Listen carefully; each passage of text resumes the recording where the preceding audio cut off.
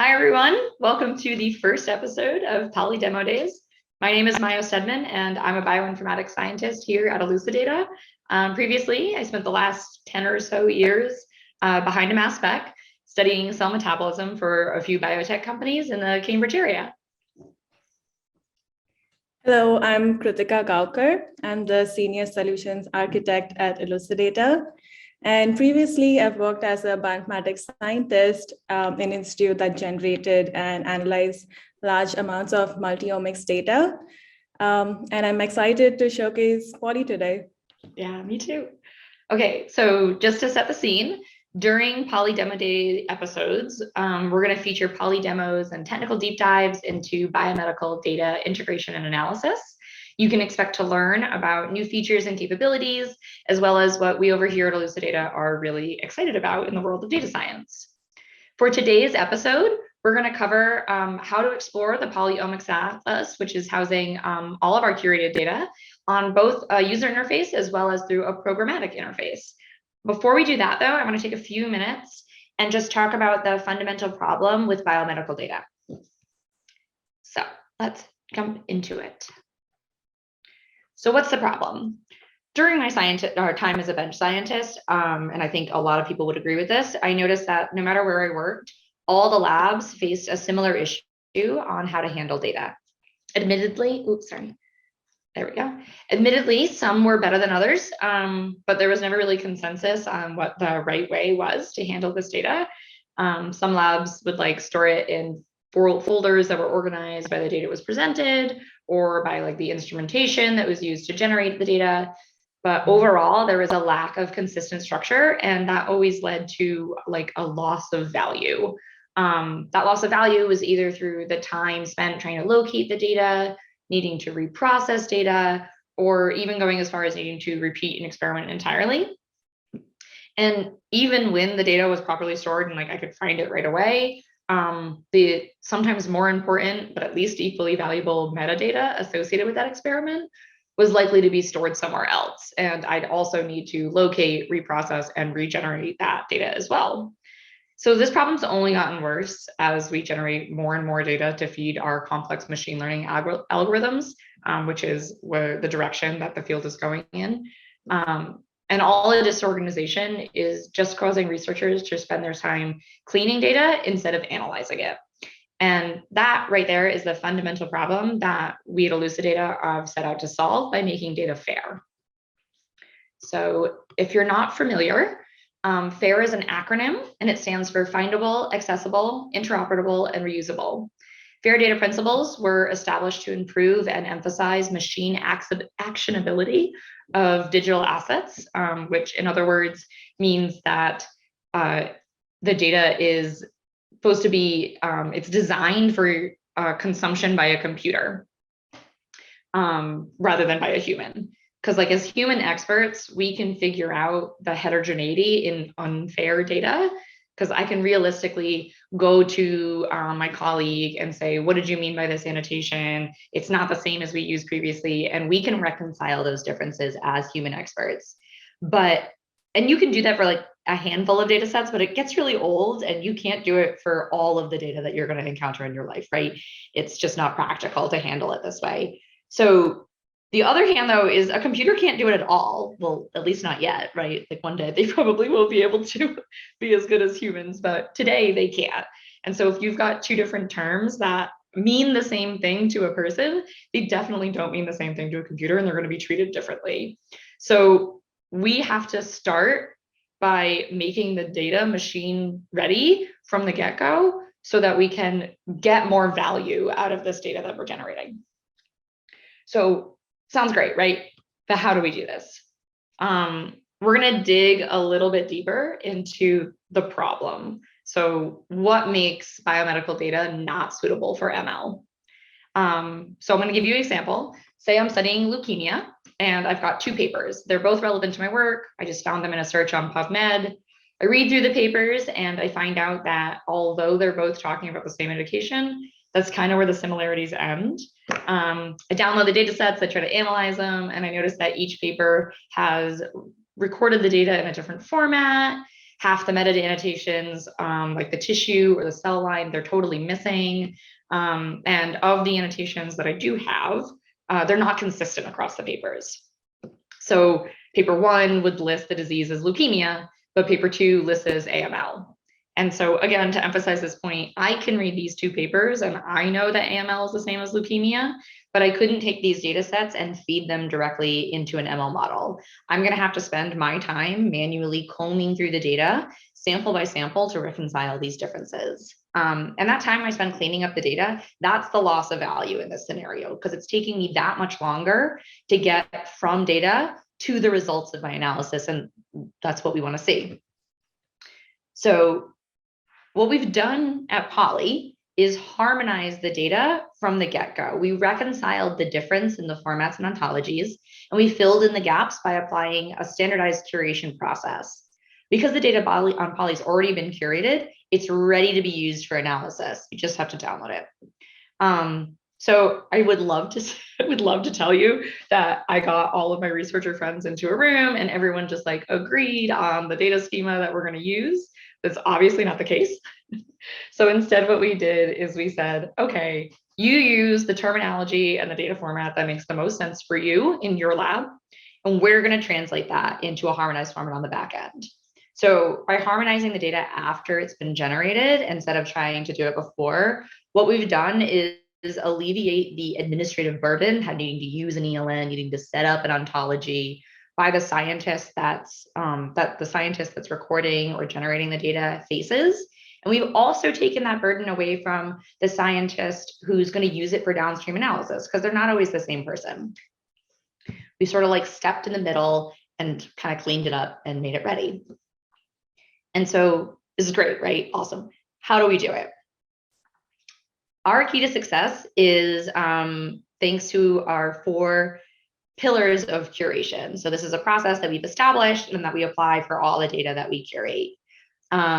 The first pillar is probably the most important in my opinion. We have the most amazing team of expert curators, and they each have a deep understanding of the process of curation.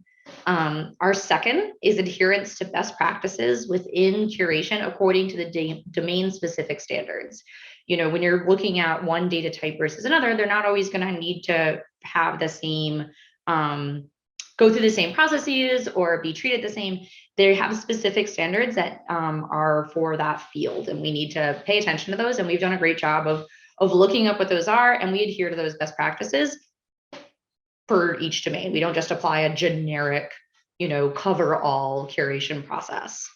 The third pillar of our curation success is the infrastructure itself. We've got a PolyBERT model that powers metadata annotation at scale by utilizing neuro-linguistic programming technology, which is basically the ability to translate terminology and reconcile those differences. It's a really layman's term of explaining it, but that's how I understand it. And the last, which is probably the coolest, is that we have a user interface and a user experience that caters to bioinformaticians, right? We provide access both programmatically and through a GUI. We don't tell you how you have to access the data. We give you all of the options that are available. And because our technology is not specific to a one data type or one data source, you can apply it to whatever it is that you're working on, whatever data that you have, whether it's papers, whether it's from a CRO, whether it's data that you've generated, or if it's publicly available data sources like we have on Poly right now. This allows us to drive ML readiness across all the fields of biomedical research. So finally, I know I've been talking for a while. I'm going to keep talking at you for some time more. We have done this so much, like we've done it a lot. Currently, we have over 1 million curated and ML ready data sets on Poly that just need to be downloaded. So with that, I do want to start exploring the data. That was the purpose of today's demo. So I'm going to walk you through how to do it on a UI, and then I'm going to pass it off to Kritika, and she's going to walk you through how to find the same data sets on through a programmatic way. Mm-hmm. Okay. Oh, sorry, I talked really fast there. I'm going to switch my screen. You guys just let me know. You see the single cell OmixAtlas homepage? Awesome. Yes. Mm-hmm. Man. I'm really excited about data. Talking really fast. So let's just get oriented really quick. This is our single cell OmixAtlas. This is, we're going to look at this OmixAtlas today. This is the homepage that you're greeted when you log into the OmixAtlas. And I'll just walk you through what you're looking at here. This top bar, we just have some summary statistics of the data that is in this particular repository or this OmixAtlas. You can see the number of tissues, the number of diseases, organisms, drugs, cell lines, cell types. These are all the fields of metadata. Kritika is going to get into that a little bit later.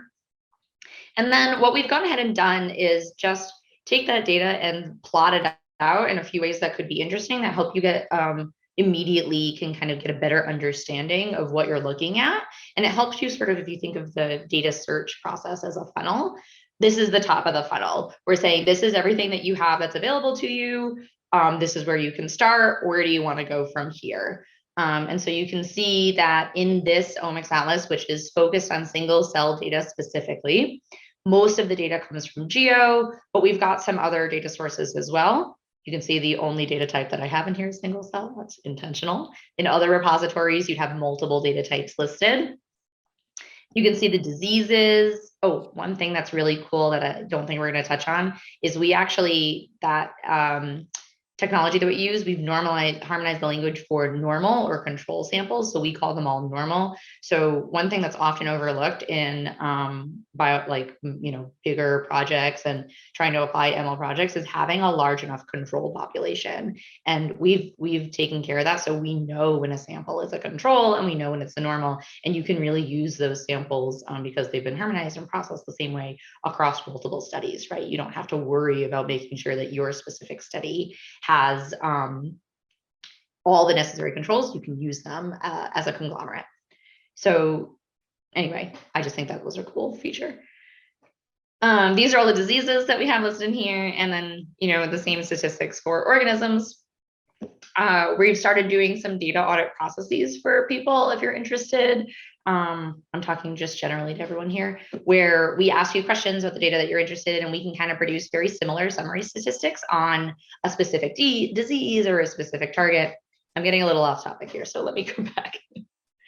So what we're going to do today is find a data set that we're interested in. So I'm going to come over here. I'm going to click view all data. And what this takes me to, I'm going to clear my filters here, is each one of these cards that's listed here is a data set. In this case, they're all publicly available data sets that all have to do with single cell data. Each one of these little colorful tags is the metadata that's been annotated for that data set. And then over here on the left is the filters that you can use. So starting in the GUI is a great place to begin if you're not familiar with the ontologies that we use, or you don't know exactly what you're looking for and you want to get a broader idea. Again, this is the top of the funnel. So we're just trying to get there. Okay, Kritika, I forgot the paper that we're looking for. Why don't you, if you could just tell me our disease and our cell type, some features on the the study that we want to do, and we can go ahead and narrow down our search here. Right. So for today, we are interested in looking at data sets that study immune cells in breast cancer. So to do that, we will just select breast neoplasm in the disease filter. And I think we want to specifically see for T cells in the cell line filter. Okay, great. So I'm just clicking these boxes. These are the ones right on top. Breast neoplasms, if you're not familiar, that's the mesh ID term for, breast tumors. If I click on load more, you can see I have 581 diseases. I've got lots of diseases to choose from. You don't have to scroll through all of these. You can just search for a disease here. Jen, I spelled breast right. And it will filter down to all of the things that are associated with that. So there's a lot of ways to get to what you're looking for. Excuse me. Okay, and then the same applies for any of these filters here. So I've applied breast neoplasms and T cells, and we went from 2,000 data sets down to 8. And so when we go through, you get some quick summary statistics right on the top. And if you click on one of them, I don't remember which one. Is it this one up here? Yeah, the first one. Okay. So if we click on view details, you can get a little bit more information about this paper. You get the description. This is the title of the paper. You get the source. So I can just click this link and it will bring me directly to the paper source so I can learn more about it if I want to read it. And then all this is again, just supposed to give you like a snapshot of what you have in this data set. And I can tell right away, they're all breast neoplasm samples. They're all from breast tissue. And this is the distribution of cells in this paper. So at this point, if I'm satisfied with it, I can go ahead and analyze my data. Oh, one more thing before I click that. I'm just going to go back to this page here. If for whatever reason you do this process and you're not finding what you're looking for, or say like you found a paper that someone emailed to you and it's not on Poly, we also have this request a data set feature up on the top left here. You can just put the URL of that paper or data set in here, leave us a little note. If you've got the data set ID, that's great. If not, we'll find it. And you can submit that request and we'll get back to you and talk to you a little bit more about that data and hopefully be able to add it to one of our repositories and curate it. So that's a cool feature that a lot of people don't know about and don't utilize. So if you're missing data for whatever reason, like, let's do it. Okay, so now I'm here and I found my data set and I click my view details and now I'm ready to analyze. So I'll go over here and I'll click options. And you can see I could either download it directly or I have a few ways to analyze it directly from this platform. So what you're looking at here here's a couple of integrated apps that we've linked right to Poly. So what we do here is, so Cell by Gene is an open source app. If you're not familiar with it, we didn't make this app. All we did was link it to our data so that we've taken that middleman out and it's been integrated directly with the Poly platform. So you can go right from finding the data set that you want directly into analyzing it on this open source app. If you have got an app that you're interested in getting integrated, you can work with us and we can link these things directly to this UI. There's also the option of clicking right here and I can go directly to the PolyPython notebook environment. And that would launch a notebook. In my Poly workspace, I would still be logged in. I would be specifically on the web interface and I could look at the data programmatically. We're not limited to analyzing the data in these formats. As I said, I could launch the environment directly from here, but I could also utilize the download function and you can process it anywhere you want. And this is where I'm going to pass it off to Kritika and she's going to show us how to do it that way. So I'll stop sharing. Thank you, Maya. So I'm going to talk about the programmatic access for the data on Poly.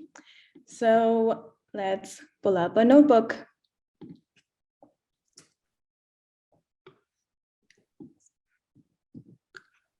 Maya, you can see my notebook.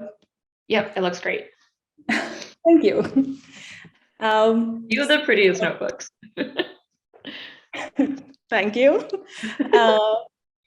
Yeah, so Maya showed you how we can search for data on the UI, but how exactly are we making the data more findable? That's because we have a standardized data schema for the metadata for all the data that exist on Poly. For today's demo, I'm going to browse through to OmixAtlas because I want to look at like multi-omics data. We are going to browse the Geo OmixAtlas and the single cell OmixAtlas. We'll identify data sets of interest from both these data types. And I'll download a GCT file, which is how we store all our transcriptomics data. So it's like standardized and you can parse it the same way across all the repositories. I'll show you how to parse a GCT file as well.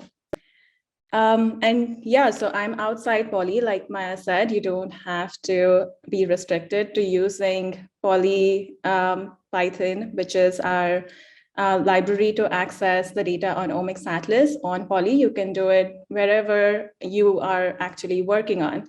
So you can take it to Databricks, you can take it to SageMaker, or like I'm doing today, it's just my local environment. And it can be installed just by typing in pip3 install polypython. And we also have a very extensive documentation. I already have it pulled up here. And it'll show you how to install the PolyPython library, get started a little bit. And each user will also have to provide the authentication that they get from their Poly account. So the first step is to go to Poly, and I also have that up on the other tab.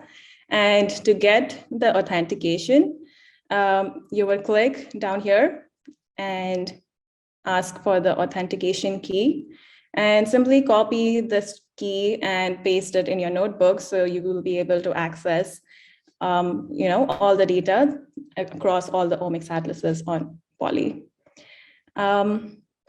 which is what I'm doing right here. And I think I'll start running some of the actual code. Here, I'm just importing the libraries. Some of them are Python because we are going to use that to access the data. The others are just to, do data wrangling because that's what you do with data to get to what you really need. And we also have CMAPI, which is a publicly available library to parse GCD files. And I'm just going to run that. And like I said, I added my authentication token, and I'll store it in this variable called the library client. So then I can use this to call functions through PolyPython to query a data set and sample level. But what exactly is that data set and sample level in our data set? So it's basically curated fields that you would see in, omics study. For example, we have disease at the data set level, which is basically the disease provided in the metadata at source, or we also process related text or abstracts to identify disease terms in that text, and then map it to a mesh term, and then annotate the data set with the exact mesh term. We do that similarly for tissue using the Brenda tissue ontology, and for cell line using Celoceros. And so you'll be sure that across all the repositories and across all the data we have on Poly, if the disease is called one thing in geo, it'll be the exact same in single cell, in links, in your enterprise level omics atlas. So you could use the same exact term to query across all the omics atlas you have access to.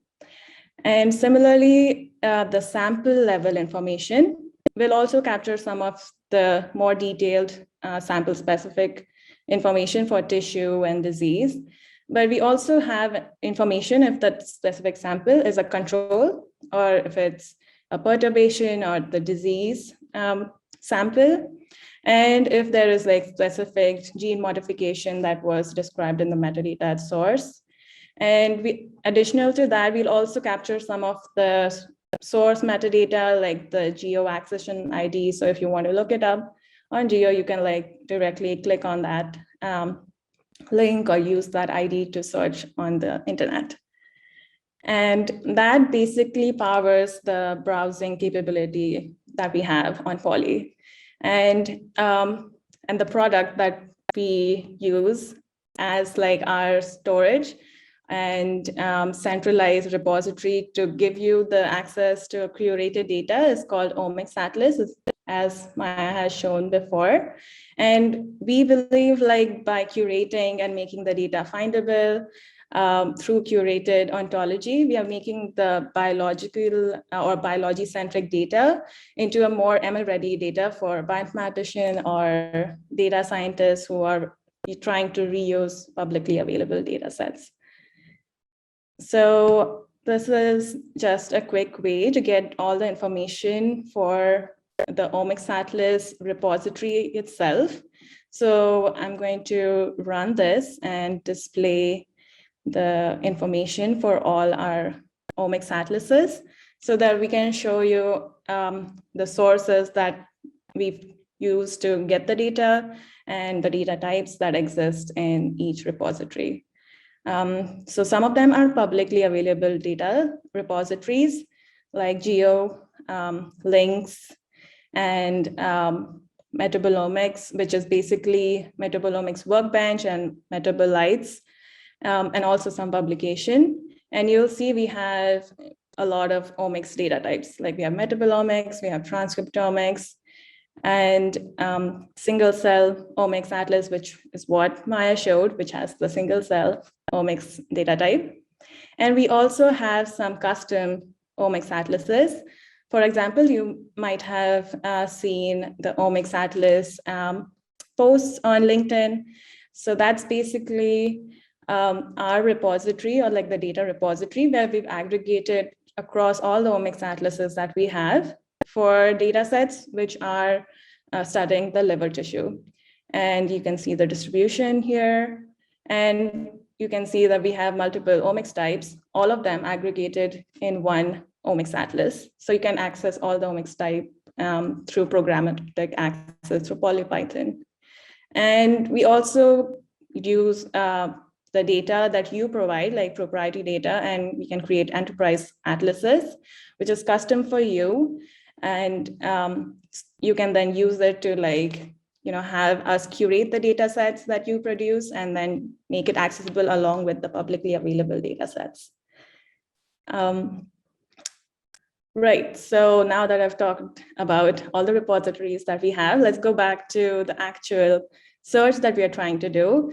We are trying to identify data sets of interest that study the tumor microenvironment, and specifically for diseases, which is breast cancer, and then the cell type should be T cells. So to do that, I have just written this small snippet, and I'm going to run this so that this SQL query right here, where it's basically querying for the disease field to have breast neoplasm, and KW cell type, which is the column that is hosting the curated data for cell type. So it's basically keyword cell type. It should have T cells. So it's already run. And the two omics atlases were geo and single cell, right? So it also prints out the results. So it seems I have 1,136 results from geo and 33 from the single cell omics atlas. And because we've standardized the metadata across all the omics atlas, I was able to do that pretty fast, right, Maya? And using the same query, which is pretty usable if you're trying to look at thousands of data that might be of interest for you, or you're trying to identify data sets that you want to analyze to create a hypothesis, right? So yeah, so this quick way to identify data sets and learn more about the data sets is a great starting point, I believe. Mm-hmm. Yeah, so the data set that Maya identified, I already have looked at the paper, and I think it's a pretty cool paper, mainly because it's multi-omics, and also because they have a lot of sample diversity. So it's not just breast tissue or the breast cancer tissue. They have blood and they have lymph node samples as well. So we'll be able to show you, the sample level metadata for these data sets as well. So they've just deposited these samples. The first one is an in-drop single cell RNA-seq data. And the second one is the 10x TCR and RNA-seq data, which is here. And they also have some flow cytometry data, which is pretty cool. I would want to look at that data as well. So what I would do is I'd copy this link and put it in the request dataset button that Maya talked about previously. So I can have all the data related to this data set in Poly for me to analyze further. Yeah. That's a great use case for the request data set. Like if you find a paper that's already there and there's another data set that's there, like we love having complete multi-omics data sets. So awesome, awesome suggestion. Right. Yeah, so since we have the IDs, I'm just going to quickly search if I did find those IDs in Poly, and we have them, but I'll run that again.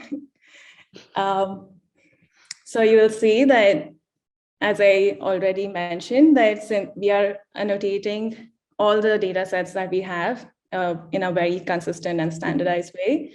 So T cell is annotated the similar way across both the omics data types, which is transcriptomics and single cell. And the disease is also standardized. It's called breast neoplasm in both the data sets, even though they are from different omics atlases. They are linked because the disease terms are the same and the cell type annotation is the same. And that's why I was able to query them together. And I'm going to show you the sample level metadata for both of these data sets.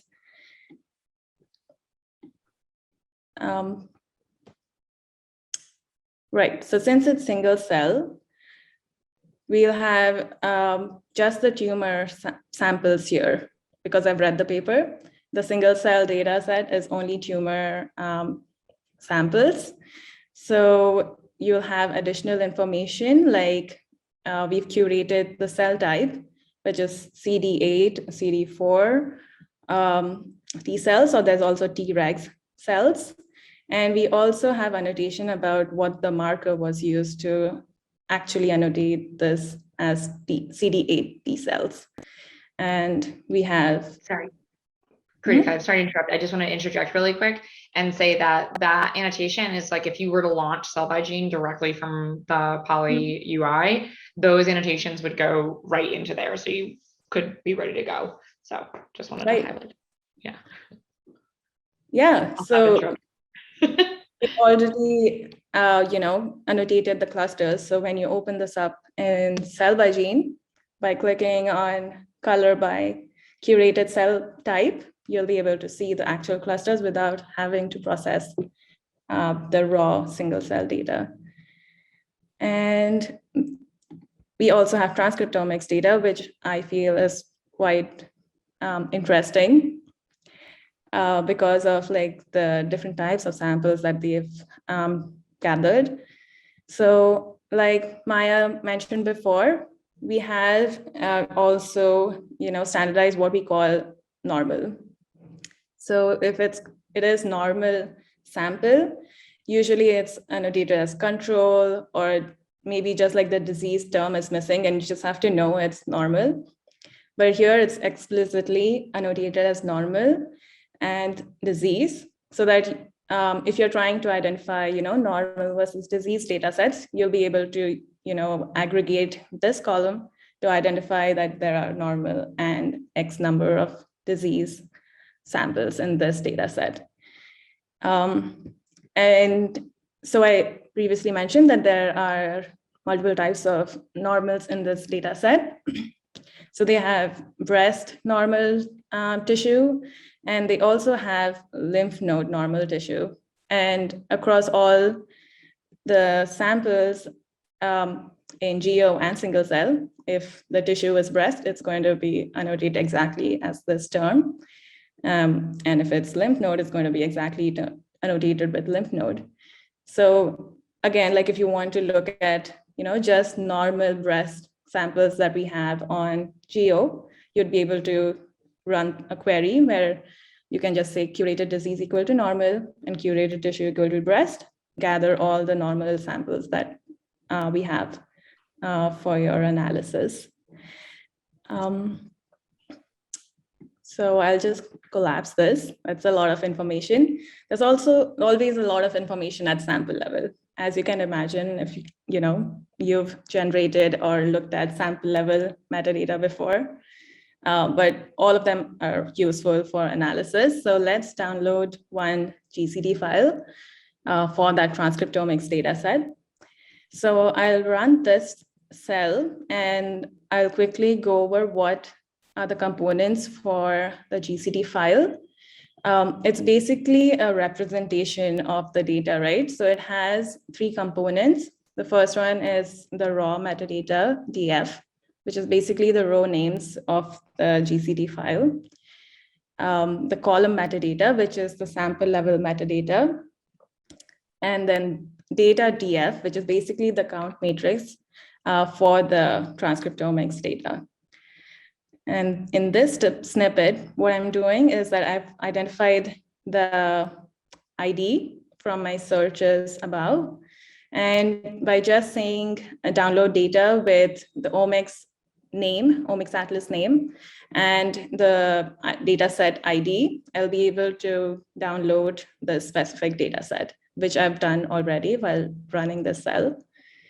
And I'll use CMap parse here to parse the data set so that I can extract the three components from this file. And they are stored in this column metadata and the row metadata. And the actual matrix is stored in data DF. So I just wanted to look at one specific gene quickly, just to know, what the profile is for this gene across all the samples in this transcriptomics data. And I can do that pretty quickly, like if I've downloaded data and I know this is the way to filter the data to identify, the transcriptomics counts for this gene. I just filter it with the row metadata index equal to the gene name.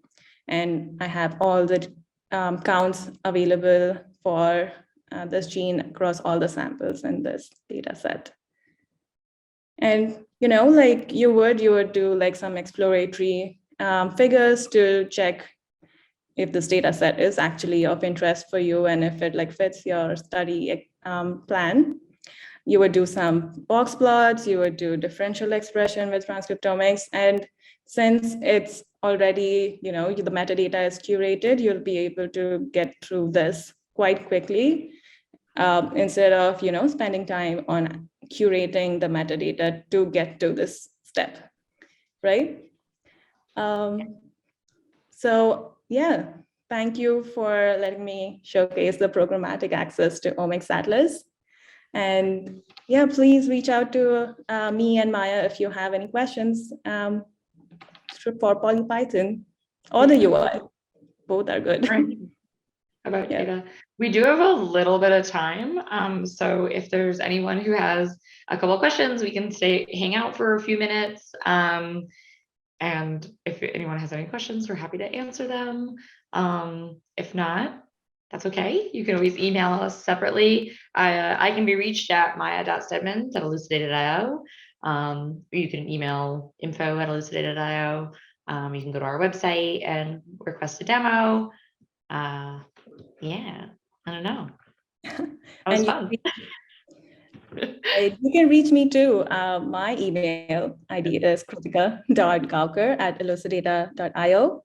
And I'd be happy to answer your questions and chat about data.